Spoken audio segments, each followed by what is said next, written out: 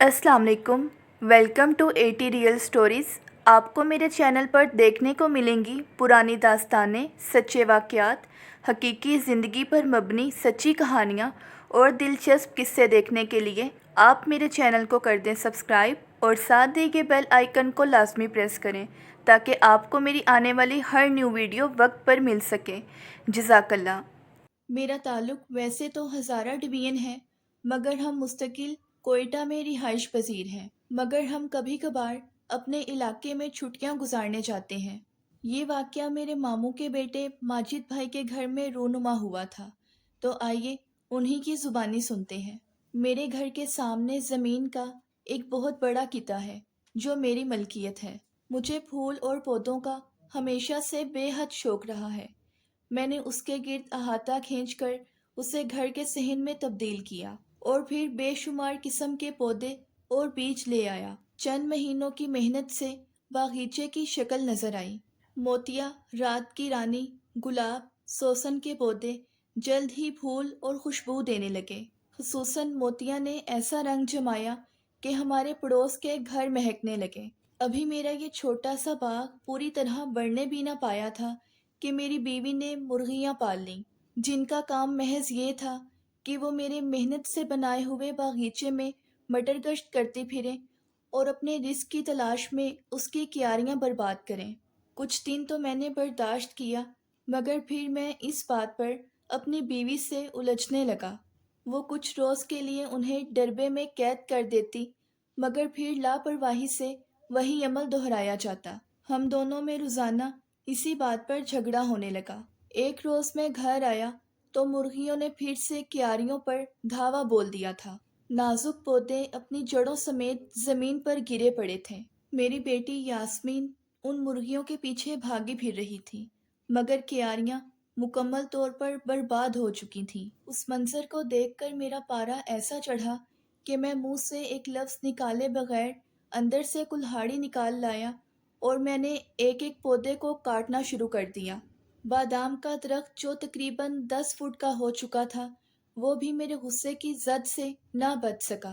میرا دل رو رہا تھا، مگر جنون میں میں نے اپنی 2.5-3 سال کی محنت کو لمحوں میں برباد کر دیا تھا۔ میری بیوی نے مجھے روکنے کی بہت کوشش کی، مگر میں باز نہیں آیا اور اس سے کہنے لگا کہ اب تمہاری مرغیاں عیش کرتی پھریں گی۔ سارے محلے کو خبر ہو گئی کہ ماجد نے غصے میں سارا باغیچہ کاٹ دیا ہے۔ ہمارے ہاں سے لوگ خاص طور پر پھول لینے آتے تھے۔ انہیں بھی اس باغیچے کی بربادی کا بڑا افسوس ہوا۔ بڑی مشکل سے میرا غصہ کچھ کم ہوا تو میں رات کے کھانے پر آمادہ ہوا۔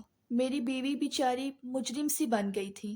سب نے خاموشی اور بد دلی سے کھانا کھایا۔ میری بیٹی یاسمین نے بھی باغیچے کو سنوارنے میں میری مدد کی تھی۔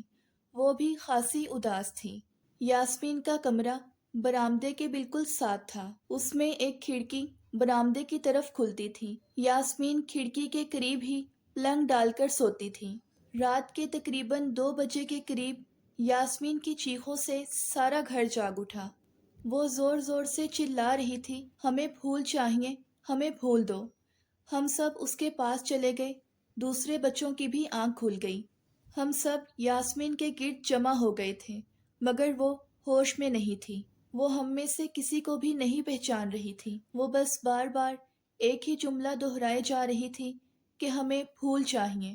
ہم نے سمجھا کہ اس کے ذہن پر باغیچہ کاٹے جانے کا صدمہ ہے اور شاید اسی سلسلے میں کوئی بھیانک خواب دیکھ لیا ہے اس نے، تبھی شور مچا رہی ہے کہ ہمیں پھول چاہیے۔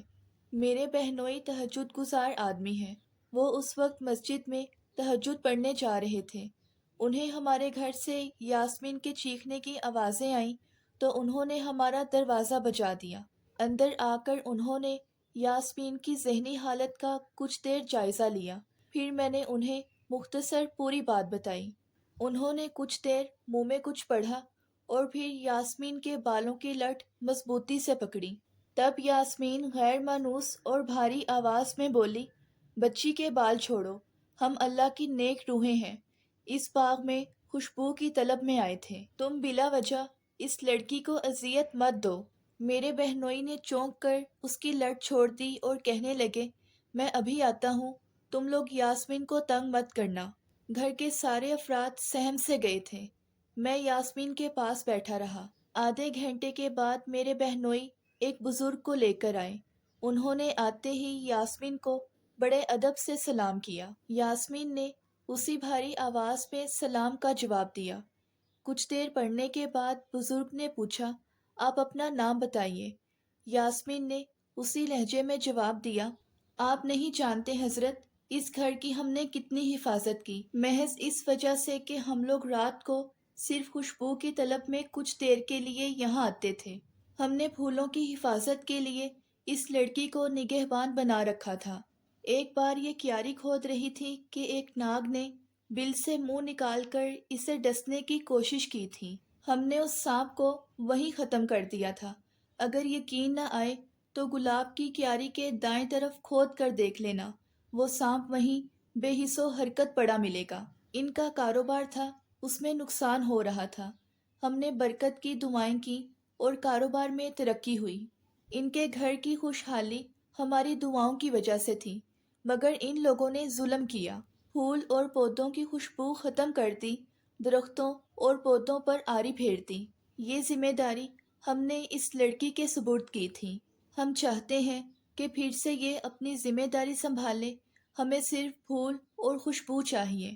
بزرگ نے انہیں یقین دلایا کہ انہیں خوشبو اور پھول واپس مل جائیں گے۔ آپ بچی کو اذیت مت دیں۔ میں نے بڑے ادب سے معافی مانگی اور نقصان کی تلافی کا پکا عہد کیا۔ کچھ دیر بعد یاسمین پرسکون ہو گئی اور سو گئی۔ اس رات میرے بہنوئی ہمارے ساتھ رہے۔ ہم نے صبح اٹھ کر پہلا کام اس ناگ کی دریافت کا کیا۔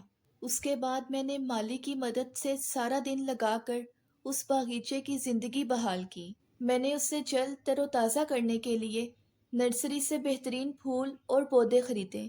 آج میرا باغیچہ پہلے سے بھی کئی گنا زیادہ سرسبز و شاداب اور مہکتا ہوا ہے۔ اگر آپ کو میری آج کی یہ سٹوری پسند آئی ہے تو ویڈیو کو لائک اور چینل کو سبسکرائب کرنا مت بھولیے گا۔ ملتے ہیں نیکسٹ ویڈیو میں، تب تک کے لیے اللہ حافظ۔